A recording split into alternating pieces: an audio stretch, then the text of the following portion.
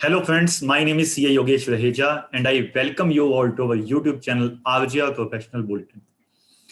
Friends, आज हम क्या डिस्कस करने वाले हैं? आज हम डिस्कस करने वाले हैं जीएसटी कॉम्पोजिशन स्कीम के बारे में कि जीएसटी के अंदर जो कॉम्पोजिशन स्कीम दी गई है वो कब हमारे लिए ऑप्ट करना बेनिफिशियल होगा। आज की वीडियो का जो ऑब्जेक्टिव है वो आपको यही बताना है कि आपको कब कॉम्पोजिशन स्कीम लेनी है और कब आपको कॉम्पोजिशन स्कीम के जाल में नहीं फंसना है। हम सबको बेसिक प्रोविजंस के बारे में नॉलेज है कि जिन भी टैक्स पेयर्स की टर्नओवर 1.5 करोड़ की होती है वो अपनी चाहे तो अपनी पॉकेट से 1% का टैक्स पे कर सकते हैं जनरली। ना उनको अपनी कस्टमर से कोई जीएसटी चार्ज करना है और ना ही परचेज पे आईटीसी कुछ बुक करना है। लेकिन क्या उनको कॉम्पोजिशन स्कीम लेनी भी चाहिए या नहीं लेनी चाहिए, ये हम आज के वीडियो में डिस्कस करेंगे। So let's start with our discussion on composition scheme, that when the composition scheme will be beneficial for us.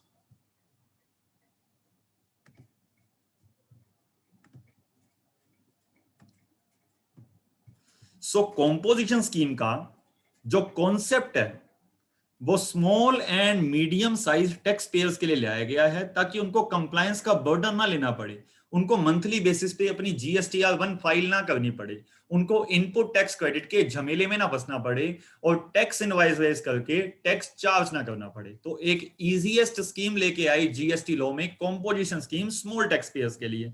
बोला गया आप अपने bill pay means composition seller अपने बिल पे टैक्स चार्ज नहीं कर सकता, उसे जितना टैक्स भी देना है वो अपनी ओन पॉकेट से देना है। जनरली जो टैक्स का रेट है वो 1% है। इट मींस आपने आईटीसी भी क्लेम नहीं करना, आपने सेल्स पे टैक्स लगाना भी नहीं है, अपनी जेब से 1% ऑफ सेल्स का टैक्स देते आओ, आपका जीएसटी में केस क्लोज रहेगा। Composition seller can not sell goods to other state. अगर अदर स्टेट में आप सेल करना चाहते हो तो कॉम्पोजिशन सेलर नहीं कर सकता। मींस कॉम्पोजिशन सेलर सेल सिर्फ इंट्रा स्टेट सप्लाई की कर सकता है। इट मींस वो ओनली सीजीएसटी, एसजीएसटी, यूटीजीएसटी पे कर सकता है, लेकिन आईजीएसटी की लायबिलिटी उसकी कभी भी नहीं आएगी। But it can purchase inter state goods, purchase तो कर सकता है, सेल नहीं कर सकता। Composition seller cannot claim avail the input tax credit in relation to its procurement। जो जैसा कि हमने पहले बात की, आईटीसी भी क्लेम नहीं करना है, सेल पे भी टैक्स चार्ज नहीं करना है, 1% का टैक्स अपनी ओन पॉकेट से हमने पे करना है। टर्नओवर लिमिट क्या है कॉम्पोजिशन स्कीम की? 1.5 करोड़। इट मींस ऐसे टैक्स पेयर्स जिनकी प्रीसीडिंग फाइनेंशियल ईयर में 1.5 करोड़ की टर्नओवर है वो tax payers composition scheme opt कर सकते हैं कि ना वो आईटीसी लेंगे ना वो जीएसटी कस्टमर से चार्ज करेंगे, अपनी जेब से 1% का जीएसटी दे देंगे।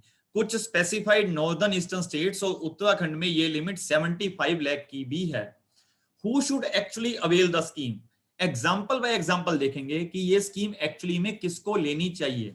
सो let's understand case by case basis to conclude that which are those cases where the scheme will be beneficial. First example देखते हैं। Consider a shoe seller who sells unbranded shoes, जो unbranded shoes की sale करता है, which do not have any MRP criteria and customer do not intend to pay the tax separately।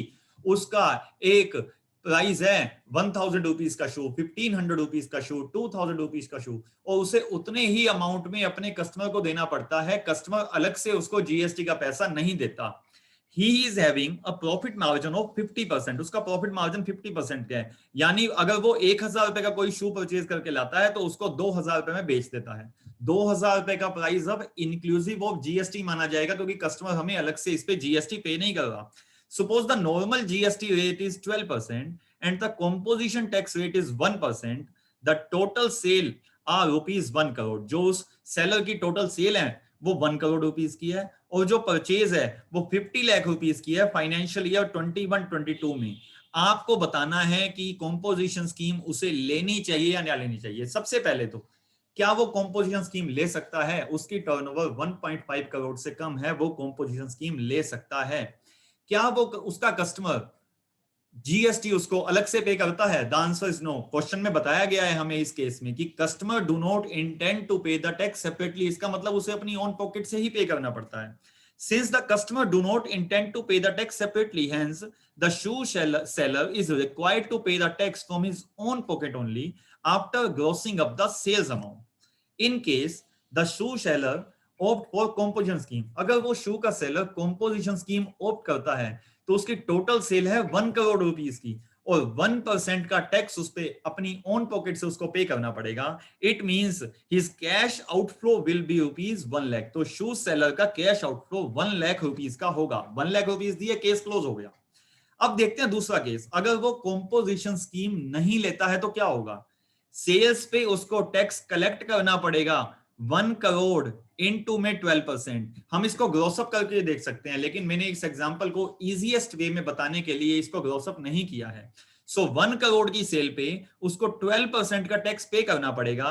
Means उसको outward supply पे tax 12 lakh rupees का पे करना पड़ेगा। कस्टमर तो अपनी जेब से कुछ देगा नहीं, जितना भी टैक्स आईटीसी काट के मेरे पास बचेगा वो मुझे अपनी जेब से ही जमा कराना है।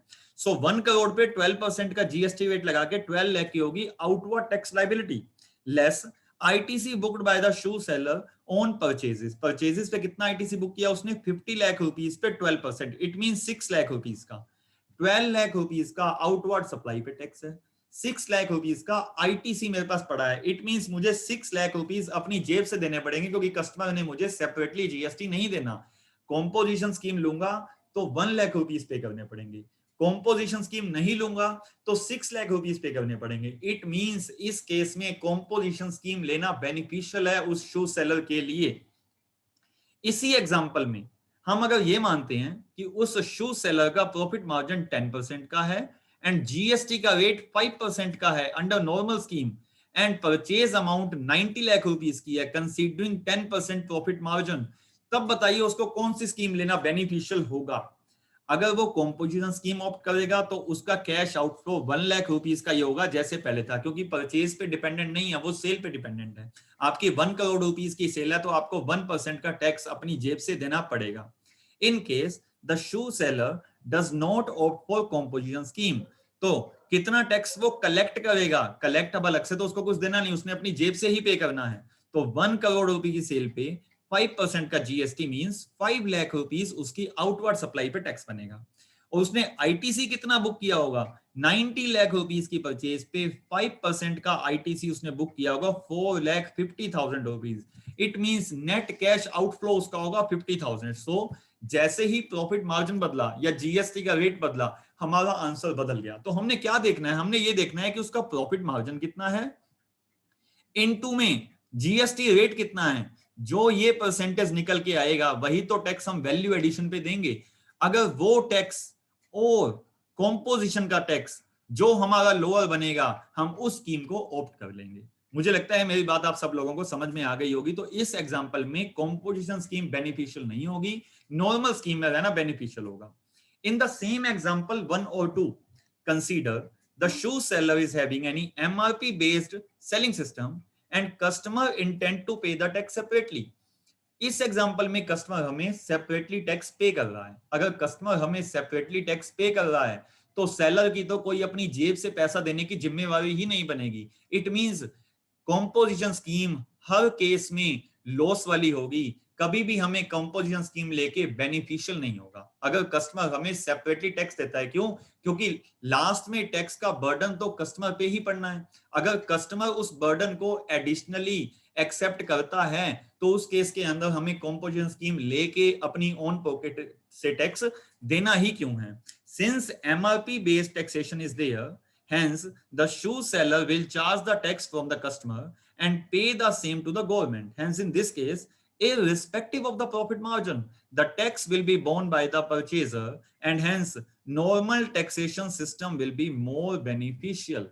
तो तीनों एग्जांपल से आपको पता लग गया होगा कि आप स्टैंडर्डाइज तरीके से ये नहीं देख सकते कि 1.5 करोड़ से कम की किसी सेलर की सेल है तो उसको कॉम्पोजिशन स्कीम लेके दे दो।